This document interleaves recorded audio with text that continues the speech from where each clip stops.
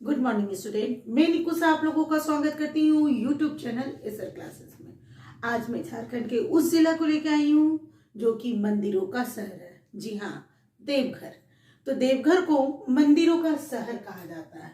और सबसे बड़ा बात, जैसे ही देवघर का नाम आता है मन में तो आपका बाबा धाम आ जाता है, जो कि एशिया का, भारत का ही नहीं, एशिया का सबसे लंबी दूरी वाला मेला है। यानी 108 किलोमीटर का मेला है ये, जहाँ की सुल्तानगंज का अजगैबी नाथ से जल भरा जाता है और देवघर के बाबा धाम में आके जल ढारा जाता है। तो वो 108 किलोमीटर की दूरी का ये लंबा मेला है और 1 महीने तक ये मेला चलती है।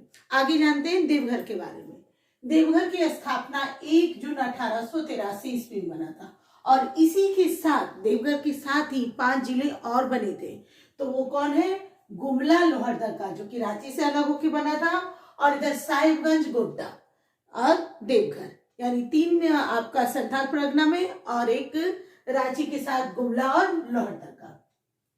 और एक खास बात, ये कभी कभी क्वेश्चन पूछा जा सकता है कि देवघर कब राजधानी बनी। तो वो जब बख्तियार खिलजी आए थे 1201 में, जमुई, मुंगेर, ये सब बिहार के कुछ प्रांतों को उन्होंने जीत लिया था।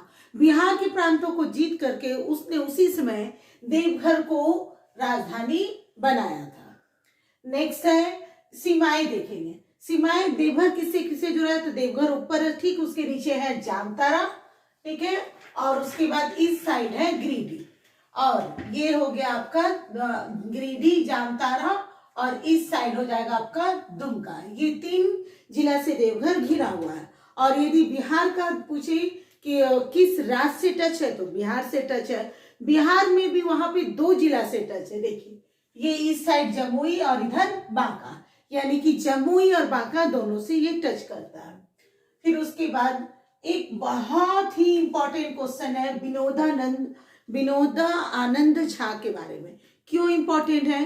क्योंकि ये जो विनोदा आनंद झा है, ये सिर्फ असहयोग आंदोलन में नहीं, भारत छोड़ो आंदोलन में नहीं, सविनय अवज्ञा आंदोलन, यानी तीनों आंदोलन में इन्होंने अपना काफी सहयोग ही दिया। और सहयोग के साथ साथ ये झारखंड के वो पहला व्यक्ति हैं जो कि बिहार के सीएम बने। और 1925 में, अब जब गांधी जी का नाम आ गया है तो एक क्वेश्चन एराइज होता है कि देवघर जिला में गांधी जी कब प्रवेश किए थे? तो वो 1925 ईस्वी में देवघर में और मधुपुर में, और इन्होंने यहाँ पे आके मधुपुर में कुछ उद्घाटन भी किया था। इस ढंग से गांधी जी 1925 में आए थे आपका देवघर जिला में। क्षेत्रफल की दृष्टि में आपका देवघर जिला 2477 किलोमीटर स्क्वायर है। अनुमंडल की संख्या 2 है, देवघर और मधुपुर। प्रखंड 10 है।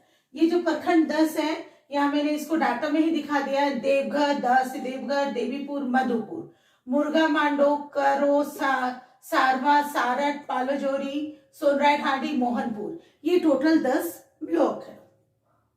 राष्ट्रीय राजमार्ग 114A और 333 है। और प्रमुख नदियां नाम ले तो इसमें भी प्रमुख नदियां हैं मयूराक्षी, ब्राह्मणी, अजय, पत्थरों और जयंती। ये आपकी 5 यहाँ की प्रमुख नदियां हैं। ये देखिए, मान लेते ये मधुपुर है तो एक तरफ से पत्थरों, एक तरफ से जयंती, दोनों नदी आती है और एक जगह मिलती है, वो है देवघर, और यहाँ पे आकर के वो अजय नदी में मिल जाती है। कौन कौन? पत्थरों और जयंती, यानी कि मधुपुर के दोनों किनारे आपका पत्थरों और जयंती नदी क्रॉस करती है। फिर प्रमुख उद्योग ऊनी धागा का उद्योग है, डाबर, यानी डाबर चमन, प्रासफुली, और भी डाबर की बहुत सारी दवाइयां आती है, जो कि यहाँ एक डाबर ग्राम करके जगह है, वहां बनता है। तो ये प्रमुख है। पेरा तो एकदम नामी ही है देवघर का। पेरा, यदि जल चढ़ाने जाते हैं तो निश्चित रूप से वहां लोग पेरा खरीदते ही खरीदते हैं। हैदराबादी इंडस्ट्रीज है जो कि एल्वेस्टर के लिए प्रमुख है। फिर ग्लास इंडस्ट्री है और चीना मिट्टी। ग्लास इंडस्ट्री है, चीना मिट्टी है। चीना मिट्टी, चीनी मिट्टी का जो बर्तनें होती है वो मिलता है। और जैसे कि यहाँ ग्लास इंडस्ट्री और उसके अलावा लापोला की फैक्ट्री है, ये सब हमारे देवघर में है। फिर प्रमुख शिक्षा में यदि बोले तो हिंदी विद्यापीठ, जिसकी स्थापना 1929 को हुई, उसके पहले इसे गोवर्धन साहित्य महाविद्यालय के नाम से जाना जाता था। और इसके जो कुलपति थे, प्रथम कुलपति, वो थे डॉक्टर राजेंद्र प्रसाद। और बीआरटी एक्सटेनियर भी आपका शिक्षण संस्थाएं में आ जाएगी। अब देखिए मैंने यहाँ जो ब्लॉक लिया है उसमें से कुछ जो प्रखंड है काफी इंपॉर्टेंट है, उसके बारे में जानेंगे। जैसे कि देवीपुर, ये देखिए देवीपुर है, तो देवीपुर का क्या खास है, इधर जमुई से आते हुए आपका ये अजय नदी घुसती है, मेन ये हो गया।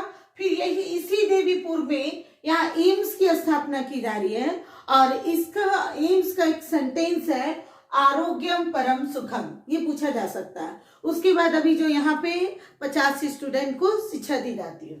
नेक्स्ट है करो, करो करो सखाराम देवस्कर की कर्म भूमि को माना जाता है। वही सखाराम देवस्कर जिसने ये अंग्रेजों के लिए काफी अच्छी बुकें थे, लेकर मुकदमा देशर कथा लिखे, इससे काफी प्रभावित हुए थे लोग। और उसके बाद महेंद्र जो कि अशोक के पुत्र थे, जो कि महेंद्र और संघमित्रा दोनों मिलकर लंका में भी जाकर के प्रचार किए थे अपने धर्म का, तो यहाँ भी उन्होंने प्रचार भी किया और इस करो ग्राम को बसाने में महेंद्र जी का ही हाथ था। और इसी के कारण यहाँ कहा जाता है कि इस गांव में अशोक कालीन अवशेष काफी मिलते हैं। फिर है आपका ये मधुपुर, मधुपुर में उभरता हुआ उद्योग शहर कहा जाता है मधुपुर को, क्योंकि यहाँ पे बहुत सारे आपका लापोला का, जैसे मैंने कहा लापोला, ग्लास इंडस्ट्री, चीनी मिट्टी, ये सब भी मधुपुर में ही है। सरवा, सरवा जो है भारत छोड़ो आंदोलन में इनका काफी योगदान था। और उस समय क्या हुआ कि भारत छोड़ो जब आंदोलन हो रहा था, इन्होंने पहला गवर्नमेंट यहाँ पे अपनाया था, यानी कि जो भी वहां पे नियम कानून थे ये लोग उसी के तरह अपना खुद नियम कानून यहाँ बनाएंगे। फिर पर्यटन स्थल में तो सबसे प्रमुख है तो वो है वैद्यनाथ धाम, यानी श्रावणी मेला भी उसे कहते हैं। तो इसकी स्थापना पूरन मल ने की थी। कहा जाता पहले बैजू मठ के नाम से इसे जाना जाता था, क्योंकि एक बैजू व्यक्ति ने ही इसको बनाया था, बैजू मंदिर। फिर युगल मंदिर, ये भी काफी महत्वपूर्ण है। युगल मंदिर को ही नौलखा मंदिर कहा जाता है। क्यों कहा जाता है? क्योंकि 9 लाख रुपया देकर के चारूशिला रानी ने इसे बनवाया। तो वो चारूशिला रानी जो थी वो आपकी कलकत्ता की थी। और उसके बाद एक बात और, ये युगल मंदिर को वैद्यनाथ शिव जी का मंदिर नहीं, युगल यानी आपके कृष्ण जी का मंदिर है। तपोवन मंदिर, लीला मंदिर, कुंडेश्वरी मंदिर, बकोलिया प्रपात और त्रिकुटाचल मंदिर। त्रिकुटाचल मंदिर जो है त्रिकुट पहाड़ी पर है और ये त्रिकुट पहाड़ी पे रोपवे भी है। और उसके बाद बुढ़ेश्वरी मंदिर, तो बुढ़ेश्वरी जो मंदिर है यहाँ पर जिस तरह से श्रावणी मेला लगता है उसी तरह यहाँ पे बुढ़ेश्वरी मेला भी लगता है। नेक्स्ट है एयरपोर्ट। जैसा कि हम लोग जान रहे हैं कि देवघर में एयरपोर्ट बन रहा है, तो उस एयरपोर्ट का नाम क्या है? उस एयरपोर्ट का नाम है अटल बिहारी वाजपेयी। और क्यों रखा गया? क्योंकि इन्हीं के द्वारा यहाँ पे एयरपोर्ट की शुरुआत की गई है। फिर यहाँ पे देवघर में बहुत सारे आश्रम है, बालानंद आश्रम, सत्संग आश्रम, रखिया आश्रम। बालानंद आश्रम बालानंद के द्वारा चलाया जा रहा है और यही बालानंद के आश्रम के अनुयायियों ने नौलखा मंदिर, दैट्स मीन युगल मंदिर का निर्माण करवाया। सत्संग आश्रम जो कि अनुकूल ठाकुर का है, आप अनुकूल ठाकुर काफी अच्छे थे और इसके काफी अनुयायी हैं। और यहाँ पे सत्संग आश्रम में एक बहुत बड़ा संग्रहालय भी है और पक्षी विहार भी है। उसके बाद रिखिया आश्रम ये स्वामी सत्यानंद के द्वारा चलाया जा रहा है और ये जो रिखिया आश्रम है यहाँ पे योगा भी सिखाया जाता है। बाहर से लोग यहाँ आके योगा सीखते हैं। रोहिणी, ये नाम तो आप कभी भूलिएगा भी मत, ये बहुत ही इंपॉर्टेंट है। क्योंकि यदि झारखंड में सर्वप्रथम 1857 का विद्रोह कब शुरू हुआ, तो वो 12 जून 1857 में कहाँ से शुरू हुआ? तो रोहिणी में शुरू हुआ। कहाँ? 32वीं रेजिमेंट में। उसने क्या किया? अलामत अली सलामत अली शेख दारुन ने 3 ब्रिटिश अंग्रेज को मारा था। किसको? गोली से मारा था। लेस्ली, मैकडॉनल्ड और ग्रांट। लेस्ली तो वहीं मारे गए, मैकडॉनल्ड और ग्रांट जो घायल हो गए। तो ये बहुत ही महत्वपूर्ण क्वेश्चन बन जाता है कि रोहिणी जो है वहां पे 32वां रेजिमेंट और 1857 का प्रथम विद्रोह का जगह है। इसी रोहिणी में अरबिंदो घोष का भाई वीरेंद्र घोष यहाँ पे ही रहे, वो भी बमबारी करते थे। सिलेर बारी एक जगह है और जहाँ पे वो लोग छिपते थे, पैम्पलेट बनाते थे, बम बनाते थे, योजना बनाते थे कि कैसे कहाँ पे बम फोड़ा जाए। और स्वर्ण संघ भी होता था जो इन लोग को मदद करता था। यानी कि यहाँ पे एक तरह का गुट था, बंगाल के जो है वहां से भाग के आते थे, देवघर में ही छिपते थे और बम का बनाने का करते थे और बम फोड़ते थे। फिर इसी में बम फोड़ने की वजह से 20 अगस्त 1927 को देवघर षड्यंत्र केंद्र को माना जाता है। देवघर षड्यंत्र केंद्र के अंतर्गत एक छात्रावास में 3 भट्टाचार्य, अरविंद भट्टाचार्य, ऐसे करके 3 नाम है, जो छात्राओं के पास से बम बनाने और पिस्तौल मिला था, जिसे गिरफ्तार किया गया था। इसलिए आपका 20 अगस्त 1927 देवघर षड्यंत्र केस के लिए भी जाना जाता है। ये आपको याद रहना चाहिए, इंपॉर्टेंट है। उसके अलावा जहां तक अभी तक हम लोग जान रहे थे कि देवघर को मंदिरों का शहर कहा जाता है, लेकिन उसके अलावा इस शहर को चिता भूमि और हृदय पीठ भी कहा जाता है। चिता भूमि क्यों? 51 जो आपका पीठ है उसमें से यहाँ पर हृदय गिरा, तो इसके कारण हृदय गिरा तो मतलब जान खत्म हो गई, वो चीता पीठ हो गया, मतलब चीता जलना, यानी इसलिए इसे यहाँ पे हृदय पीठ भी कहा जाता है, चीता पीठ भी कहा जाता है। और आपके ज्योतिर्लिंग में से एक ज्योतिर्लिंग यहाँ भी है, जिसे कि कामना लिंग के नाम से जाना जाता है। तो इस ढंग से देवघर की सारी चीजों को मैं लेके आई, सिर्फ आगरा नहीं लाई हूँ, वो आगरा आप लोग का चेंज भी होता है इसलिए भी, और आप लोग आगरा अपने बुक में भी देख सकते हैं। लेकिन इस तरह से यदि पूरा सारी चीज आप माइंड में एक बार रखते हैं कहानी के तौर पे, तो वो आपको एग्जैक्ट याद रहेगा। अब देखते हैं इसके महत्वपूर्ण प्रश्न और एक तरह का रिवीजन भी। मंदिरों का शहर किसे कहा जाता है? देवघर जिला को। स्थापना 1 जून 1883 ईस्वी में। किसने देवघर को राजधानी बनाया था? तो बख्तियार खिलजी ने। कब? 1201 में। उसके बाद सीमाएं क्या है इसकी? दुमका, जामताड़ा, गिरिडीह। यदि बिहार से बोलेंगे तो बांका और जमुई। उसके बाद विनोदानंद आनंद झा क्यों सबसे प्रसिद्ध है? क्योंकि इसने सहयोग आंदोलन, असहयोग आंदोलन, भारत छोड़ो आंदोलन सब में भाग लिया। उसके अलावा ये बिहार में बनने वाले झारखंड के पहले सीएम बने हैं। ओके। क्षेत्रफल 2477 किलोमीटर। अनुमंडल की संख्या कितनी है? 2, जो कि दोनों मेन है, देवघर और मधुपुर।